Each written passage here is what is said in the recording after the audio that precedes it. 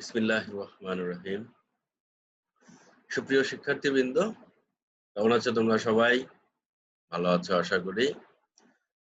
আজকে আমরা quantum বলবিজ্ঞানের Schrödinger সমীকরণ অধ্যায়ের তৃতীয় লেকচারে তোমাদের সবাইকে স্বাগতম জানাচ্ছি। আজকের আলোচনার বিষয় আমাদের একটাই, এরেনফেস্টের উপপাদ্য, এরেনফেস্ট থিওরেম ইংরেজিতে বলি আমরা। এই উপপাদ্যটির বক্তব্য আসলে যে ক্লাসিক্যাল মেকানিক্স এবং কোয়ান্টাম মেকানিক্স এর মধ্যে যে সম্পর্ক, সেটি আসলে এরেনফেস্টের উপপাদ্যের সাহায্যে আমরা আবারও প্রমাণ করে থাকি। যে উপপাদ্যের সাহায্যে আমরা একটি উপপাদ্যের সাহায্যে বলে থাকি যে বৃহৎ কোয়ান্টাম সংখ্যার জন্য কোয়ান্টাম বলবিজ্ঞান যে ফলাফল দেয়, চিরায়ত বলবিজ্ঞানও সেই একই ফলাফল দেয়। অর্থাৎ বৃহৎ বস্তুর জন্য আমাদের কোয়ান্টাম বলবিজ্ঞান দরকার নেই, চিরায়ত বলবিজ্ঞানই যথেষ্ট। এই এরেনফেস্ট উপপাদ্যটা আমাদের সেই কথাই আবার অন্যভাবে বলছে।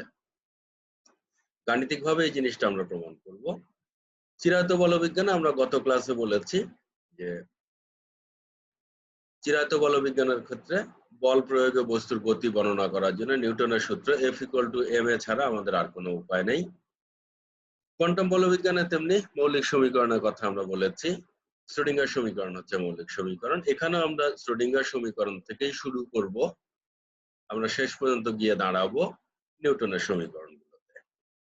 অর্থাৎ কোয়ান্টাম বলবিজ্ঞান থেকে শুরু করে আমরা চিরায়ত বলবিজ্ঞানে পৌঁছতে পারি, এই জিনিসটি এরেনফেস্ট উপপাদ্যের মূল বক্তব্য।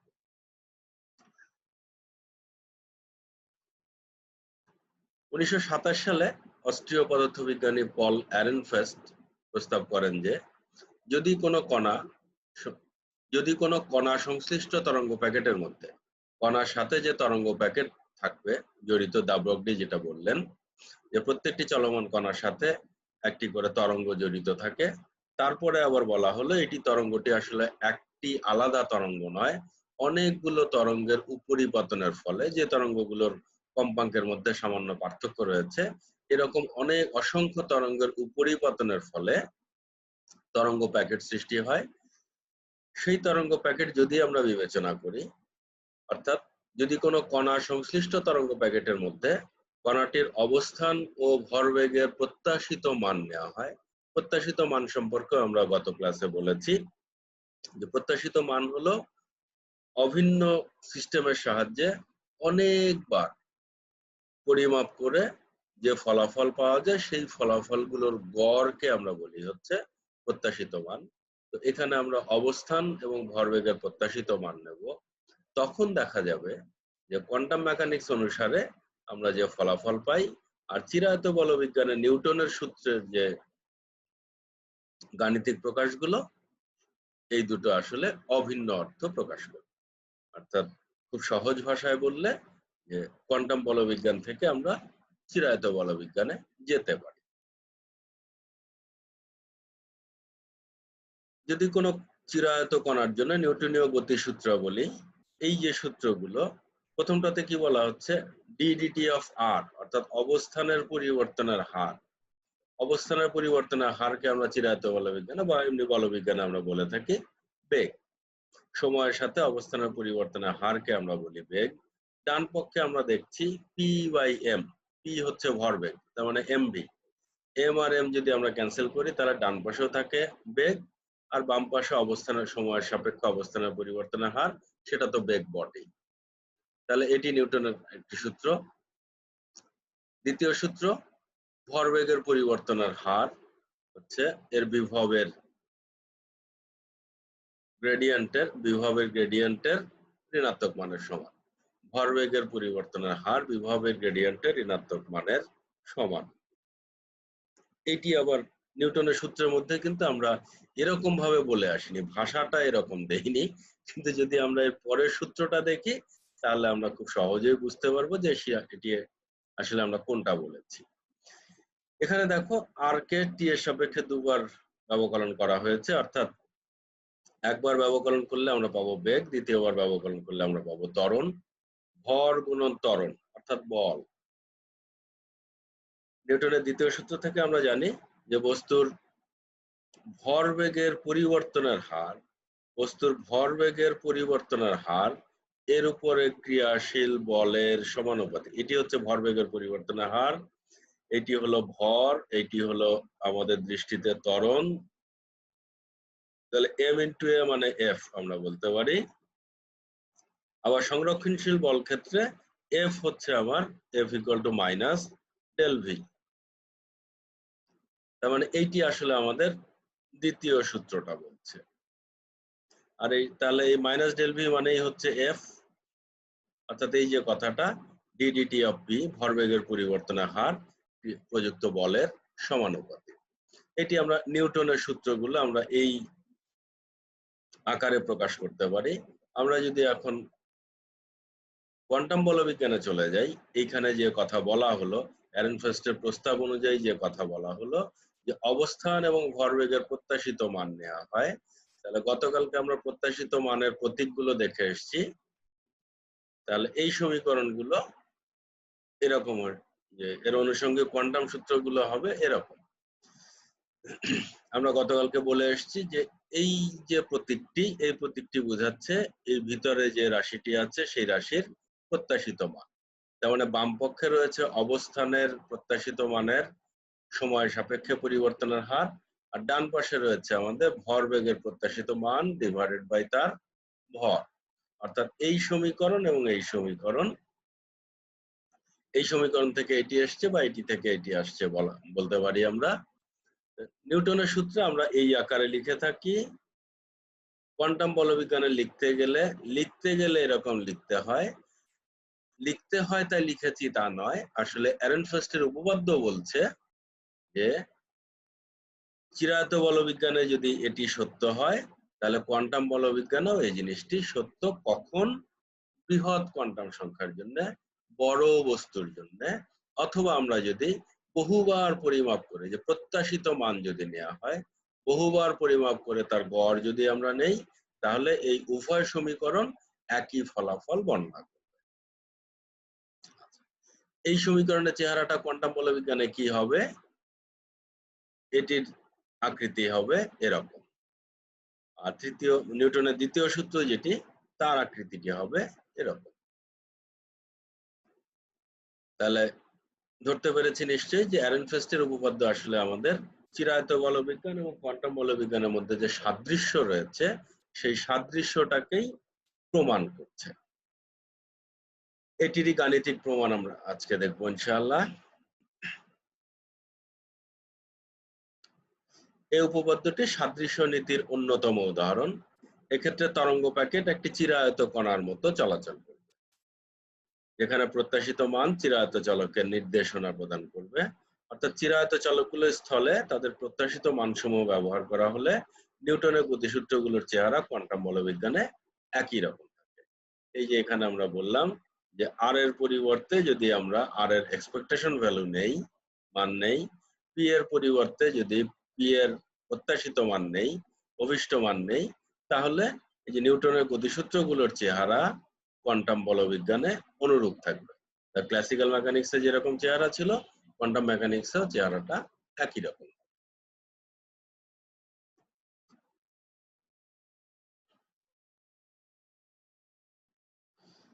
আমরা ধরে নিচ্ছি যে এম ভরের একটা কণা কোন একটা সময় টি তে তার অবস্থান এক্স, এক্স এর প্রত্যাশিত মান, আমরা গত লেকচারের শেষ টপিকটা ছিল প্রত্যাশিত মান। প্রত্যাশিত মান আমরা এরকম করে বের করে থাকি, সাই স্টার, যার প্রত্যাশিত মান বের করব সেটি ইন্টু সাই এবং তার সমাকলন। একমাত্রিক হলে অবস্থান সাপেক্ষে সমাকলন, আমরা যেহেতু একমাত্রিক ধরেছি সেই জন্য এক্স এর সাপেক্ষে সমাকলন করছি। ত্রিমাত্রিক ধরলে এই সমস্ত চলকগুলো পরিবর্তন হতো, ত্রিমাত্রিক হলে এগুলো সব আর হয়ে যেত। এই সমীকরণটাকে যদি আমরা টি এর সাপেক্ষে ব্যবকলন করি তাহলে বাম পক্ষে এরকম লিখতে পারি, ডান পক্ষে আমরা এরকম লিখতে পারি।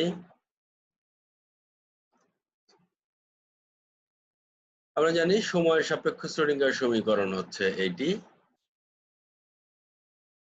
এখানে বিভব রয়েছে, অর্থাৎ এটি মুক্ত কণা নয়, সাধারণ শ্রোডিঙ্গারের সাধারণ সমীকরণ যেটি। এই সমীকরণকে যদি আমরা সাই স্টার দিয়ে গুণ করি 3 নম্বর সমীকরণকে সাই স্টার দিয়ে গুণ করব, তাহলে সমীকরণটির চেহারা গুণ করার পরের চেহারাটা এরকম হলো। অর্থাৎ সব জায়গায় একটি করে সাই স্টার যুক্ত হলো এখানে। এবারে আমরা নেব এটির জটিল যুগ্ম বা কমপ্লেক্স কনজুগেট ইংরেজিতে বলে থাকি আমরা। এই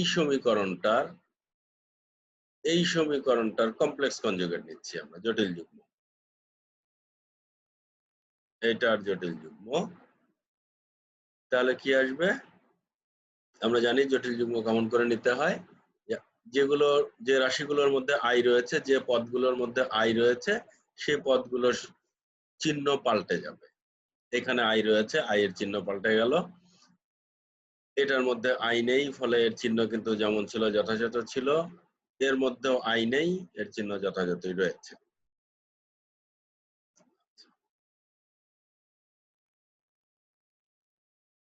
ওটাকে এখন আমরা এই পরের সমীকরণটাকে আমরা গুণ করব সাই দিয়ে। 5 নম্বর সমীকরণটাকে আমরা সাই দিয়ে গুণ করব, তাহলে এরকম আসলো আমাদের সমীকরণটি। এখন এই দুটো সমীকরণের একটা থেকে আরেকটাকে বিয়োগ করব আমরা। 4 থেকে 6 নম্বর সমীকরণটাকে আমরা বিয়োগ করব। কি পাবো তাহলে আমরা? বিয়োগ করলে বাম পক্ষের চেহারাটা আসছে এরকম। যখনই আমরা বিয়োগ করছি, এখানে যেহেতু আগের থেকে একটা বিয়োগ চিহ্ন রয়েছে, ফলে আরেকটা সমীকরণ থেকে এই টার্মটা বিয়োগ করলে প্লাস হয়ে যাবে এখানে। এখানে আমরা যেহেতু মাইনাস a স্কয়ার কমন নিচ্ছি, ফলে এখানে মাইনাসটা থাকবে, আর এই টার্মটা উভয় পদ থেকে ক্যান্সেল হয়ে যাবে। উভয় পদ থেকে এই টার্মটা ক্যান্সেল হয়ে যাবে, শুধু এইটুকু আমাদের বাকি থাকলো। বাম পাশটাকে আমরা এরকম করে লিখতে পারি, এইটুকুকে আমরা লিখেছি এরকম করে। অথবা এইটাকে যদি আমরা ভাঙি, ডিফারেন্সিয়েশনে ইউভি ফর্মুলা অনুসারে যদি ভাঙি, তাহলে আমরা এটা পাবো।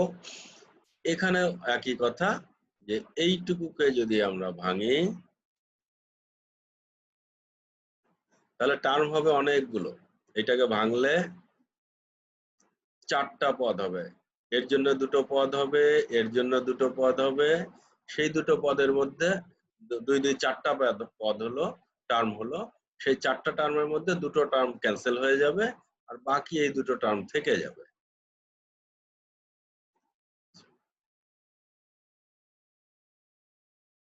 এখন এটাকে আমরা একটু সিম্পলিফাই করছি। এই আইএইচ কার্ডটাকে এই পাশে নিয়ে আসছি। আইএইচ কার্ড এই পাশে নিয়ে আসলে আসলে নিচে আসার কথা ছিল।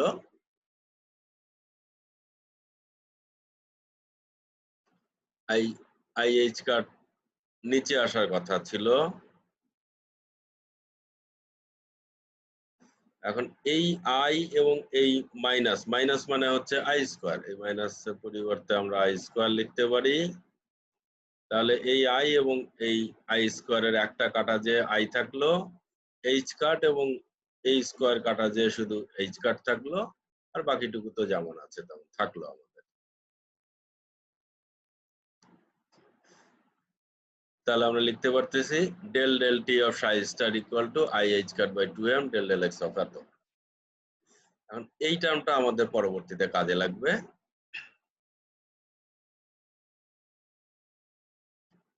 এই মানটা এখন আমরা 2 নম্বর সমীকরণে বসাবো। 2 নম্বর সমীকরণটা আমাদের কি ছিল আবার?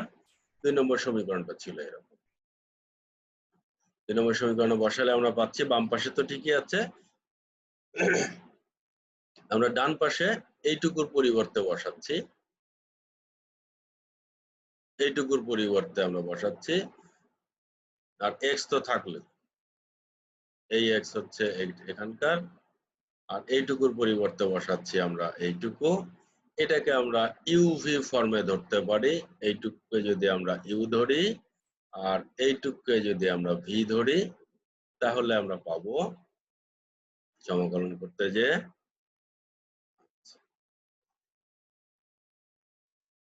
এই পদটি আসলো বা এই চেহারা দাঁড়ালো। এই সমাকলনটি আমরা করলাম এই ফর্মুলা ব্যবহার করে, ইউভি এর ফর্মুলা ব্যবহার করে। আমরা জানি যে u v d x equal to u integration of v d x minus d dx of u integration of v d x আবারও ডিএক্স। এই ফর্মুলা অনুসারে আমরা যদি এইটুকুকে এইটাকে আমরা ইউ ধরবো আর এইটাকে আমরা ভি বিবেচনা করব। তাহলে u integration of v d x. এখন এখানে যেহেতু আমাদের ডেল ডেল এক্স রয়েছে, অর্থাৎ একবার ডিফারেন্সিয়েশন রয়েছে এক্স এর সাপেক্ষে, আবার আমাকে এক্স এর সাপেক্ষেই ইন্টিগ্রেট করতে হবে। তাহলে ইন্টিগ্রেশন এবং ডিফারেন্সিয়েশন অপারেটর ক্যান্সেল হয়ে যায়, শুধু ফাংশনটা আমাদের থেকে গেল মাইনাস, এটা তো ধ্রুব রাশি, এটা বাইরে রয়েছে, বাইরের টার্মটা D dx of U. U কত? আমরা এক্স কে ইউ হিসাবে বিবেচনা করেছি, তাহলে ডি ডিএক্স অফ ইউ করলে এখানে 1 থাকবে, আর ভি কে ইন্টিগ্রেশন করলে এই ডেল ডেল এক্সটা আউট হয়ে যাবে, শুধু ফাংশনটা থাকলো। অর্থাৎ আমার এই অংশটুকুর ক্যালকুলেশন করে আমরা এটা পেলাম, এইটুকুর ক্যালকুলেশন করে আমরা এইটা পেলাম, আর এই ডিএক্সটা এখানে থাকলো, এই ইন্টিগ্রেশনটা এখানে থাকলো, এটা থাকলো।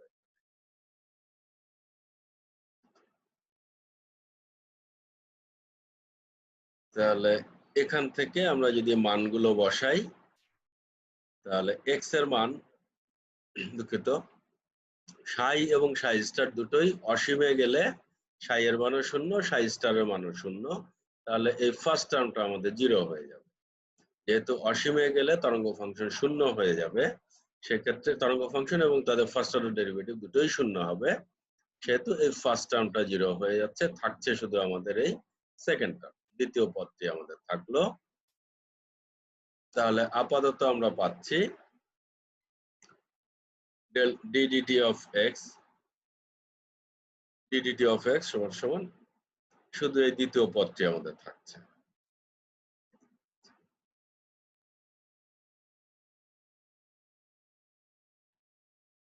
এবার আমরা দ্বিতীয় পদের জন্য আবার কিছু সমীকরণ বের করে দ্বিতীয় পদটা বসাবো। px এর প্রত্যাশিত মান, px ভরবেগ আমরা জানি, x অক্ষ বরাবর ভরবেগ হচ্ছে px। px এর প্রত্যাশিত মানের সমীকরণ সাই স্টার, যে চলকের প্রত্যাশিত মান সেই চলক ইনটু সাই ডিএক্স। আমাদের সাধারণ ফর্মুলা এটা, এই ফর্মুলা অনুযায়ী বসিয়ে আমরা পাচ্ছি এরকম। এই আইএইচ কার্ডটাকে আমরা এই পাশে নিয়ে আসছি, বাকি থাকলো কি আমাদের psi star del del x of psi d x. এটা যদি আবার আমরা কমপ্লেক্স কনজুগেট নেই, তাহলে এই যে মাইনাসটা প্লাস হয়ে যাবে, আর সাই স্টার হয়ে যাবে সাই, আর সাই হয়ে যাবে সাই স্টার বা জটিল যুগ্ম। এখন এই দুটো মান যদি আমরা আগের সমীকরণে বসাই, এইখানে যদি আমরা মানটা বসাই, আমাদের আগের সমীকরণ যেটি ছিল, এই সমীকরণে যদি আমরা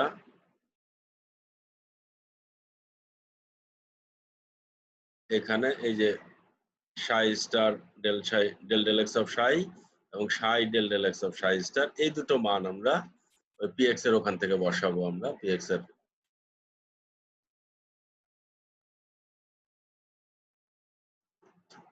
এখান থেকে যদি আমরা মান দুটো বসাই,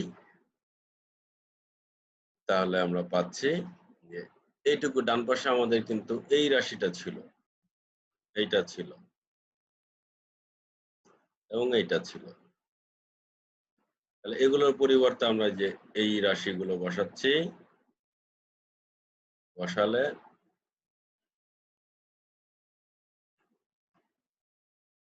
এই দুটো বসালাম, দুটো যেহেতু একই রাশি ফলে ডাবল হয়ে যাবে।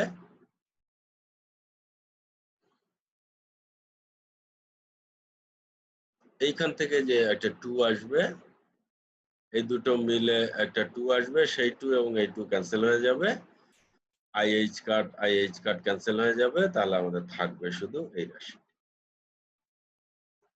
এখানে এক্স হলো অবস্থান, ডিডিটি অফ এক্স সময়ের সাপেক্ষে অবস্থানের পরিবর্তনের হার, তার মানে আমরা জানি সময়ের সাপেক্ষে অবস্থানের পরিবর্তনের হার হলো বেগ, আর ডান পাশে আমরা পাচ্ছি ভরবেগ ডিভাইডেড বাই ভর, তার মানে ভর আর ভর ক্যান্সেল হয়ে যায়, শুধু বেগ থাকছে, অর্থাৎ বাম পাশ এবং ডান পাশ সমান বলে আমরা বুঝতে পারছি। তাহলে এটি গেল একটি সূত্র। আমরা এবার নিউটনের দ্বিতীয় সূত্রটার দিকে তাকাবো, অ্যারনফেস্টের উপপাদ্য থেকে, সেটারও আমরা প্রমাণ পাবো। px এর প্রত্যাশিত মান, আমরা প্রত্যাশিত মানের যে ফর্ম সেটি আমরা লিখে আসলাম এক্ষুনি। সাই স্টার যে চলকের প্রত্যাশিত মান সেই চলক ইনটু সাই এবং তার সমাকলন। এখান থেকে আমরা লিখতেই পারি এরকম করে, আইএইচ কার্ডটাকে বাইরে নিয়ে আসছি আমরা। এইটাকে যদি আমরা টি এর সাপেক্ষে ব্যবকলন করি, 7 নম্বর সমীকরণকে আমরা টি এর সাপেক্ষে ব্যবকলন করি, তাহলে উভয় পক্ষে ডিডিটি আমরা দিচ্ছি। এক পাশে ডি ব্যবহার করেছি, এক পাশে ডেল ব্যবহার করেছি। আর আসলে এটি তখনই ব্যবহার করা যায় যদি একটি মাত্র চলকের উপরে নির্ভরশীল হয়, সেক্ষেত্রে ডি বা ডেল একই জিনিস মিন করে। কিন্তু যদি একাধিক চলকের উপরে নির্ভরশীল হয় তখন ডি এবং ডেল একই জিনিস মিন করবে না।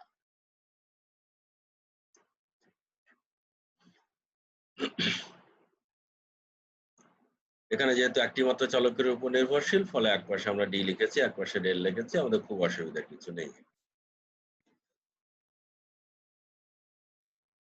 এখান থেকে আইএইচ কার্ড দিয়ে আমরা দুটো টার্মকে গুণ করে দিলাম।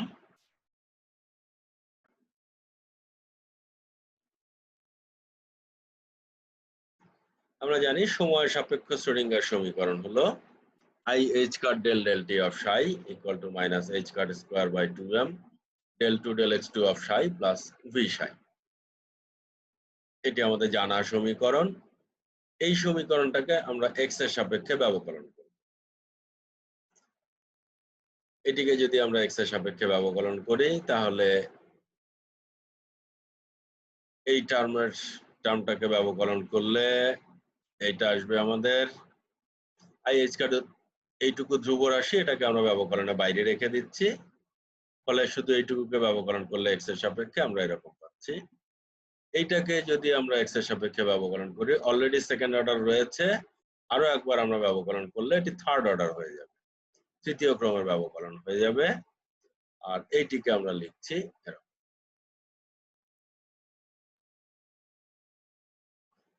শ্রোডিঙ্গার সময় সাপেক্ষ সমীকরণ যেটা, এই সমীকরণটির যদি আমরা জটিল যুগ্ম নেই, এই সমীকরণের কমপ্লেক্স কনজুগেট যদি আমরা নেই, তাহলে শুধুমাত্র এই টার্মটার চিহ্ন পাল্টে যাবে আমাদের। সাইগুলো সাই স্টার হয়ে যাবে, সাই স্টার থাকলে সেটি সাই হয়ে যাবে। তাহলে এটি পেলাম আমরা জটিল যুগ্ম। এইখান থেকে আমাদের এই দুটো রাশি কাজে লাগবে।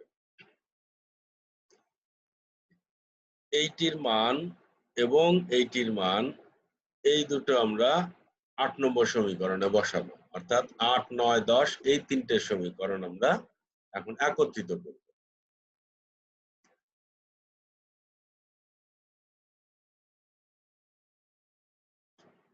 10 নম্বর থেকে এত এবং 9 নম্বর থেকে এত এর মান 8 নম্বরে বসাবো। 8 নম্বর কি ছিল আমাদের? এইটি ছিল আমাদের 8 নম্বর সমীকরণ। এখানে আমাদের দেখো দুটো রাশি রয়েছে, এইটুকু একটা রাশি, এটা আমরা পাচ্ছি কোত্থেকে? 9 নম্বর থেকে এর মান পাবো। আর এই যে রাশিটি, এর মান আমরা পাবো 10 নম্বর থেকে। আর 9 আর 10 কি ছিল আমাদের? একটু দেখে নেই।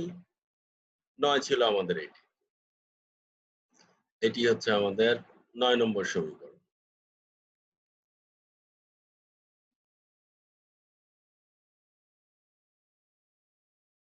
এটি আমাদের 9 নম্বর সমীকরণ।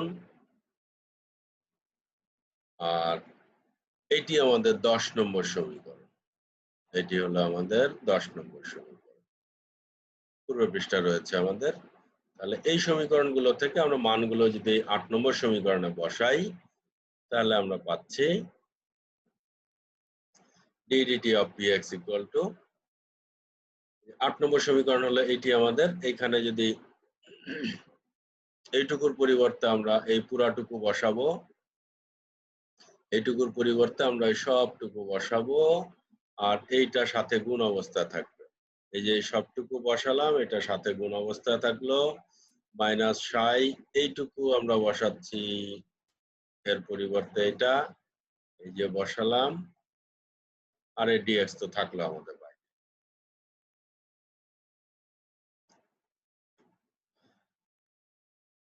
এইটাকে এখন আমরা এরকম সাজিয়ে একটু লিখতেই পারি।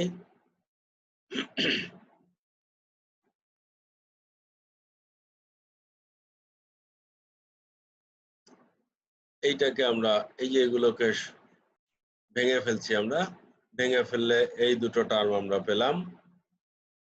এখানে আমরা পাচ্ছি এইটাকে, এইটা অ্যাজ ইট ইজ থাকলো, আমাদের সাইজটা দ্বিগুণ করা হলো আর কি।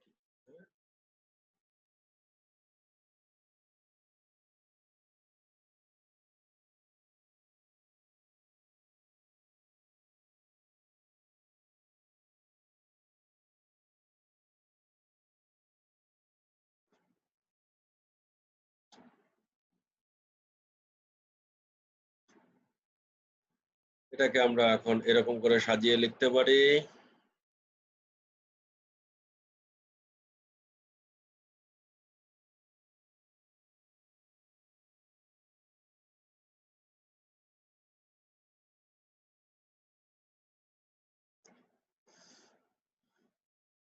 তারপরে আসছি আমরা এখানে, ওই লাইন থেকে আমরা এখানে আসতে পারি। এইখানে এখন আবার আমাদের যে আমরা সেই সীমানা শর্ত ব্যবহার করব, যে x = -ইনফিনিটি এবং x = +ইনফিনিটি হলে সেখানে সাই টেন্ডস টু 0 এবং ফার্স্ট অর্ডার ডেরিভেটিভটা 0, ফলে এই প্রথম পদটি আমাদের হবে শূন্য। প্রথম পদটি থাকবে না, থাকলো আমাদের শুধু এইটুকু।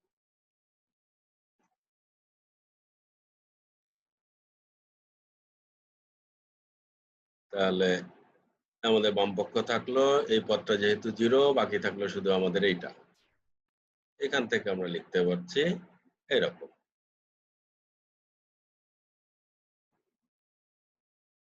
ddt of px = -del x of v।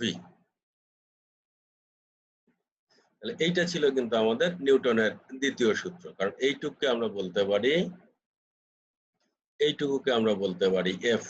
আমরা দেখে এসেছি প্রথম দিকে। তাহলে আমরা পেলাম ddt of p